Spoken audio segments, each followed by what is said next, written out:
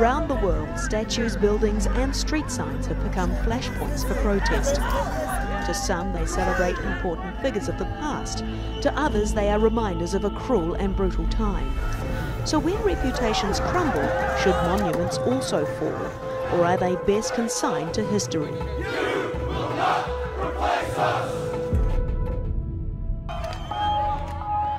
It started where activism often does, at colleges and universities, becoming a bigger global debate when a statue of Cecil Rhodes was toppled at the University of Cape Town in 2015.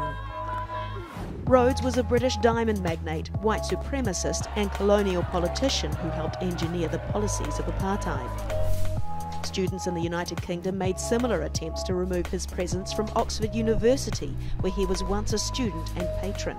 Times have changed, attitudes have changed, and I think it would be better for them to take it down now. In the United States, there's an ongoing battle over Confederate symbols from a time of slavery. In August, protesters tore down Civil War soldier Silent Sam at the University of North Carolina. Since 2015, more than 100 Confederate symbols have been removed, mainly in the South. In other places, monuments teeter because of debate over ideology or imperialism.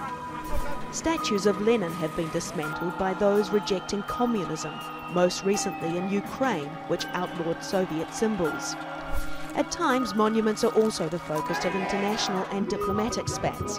Osaka just ended its sister city relationship with San Francisco because of this statue representing the sex slaves of Japan during World War II.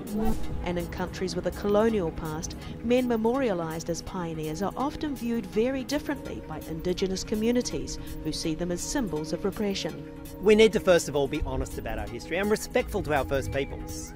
We cannot allow a statue of Captain Cook to remain asserting that he discovered this continent. But if protests to remove statues aren't successful, one alternative is to add further historical context. If you don't change the engraving, nobody knows or understands what happened beforehand. All they know is what's displayed, and that may not be an entire truth. Others think erecting more memorials to commemorate a broader range of individuals and events is a way to appease both sides. Debate over monuments is part of a larger question about how the past shapes the present and the future.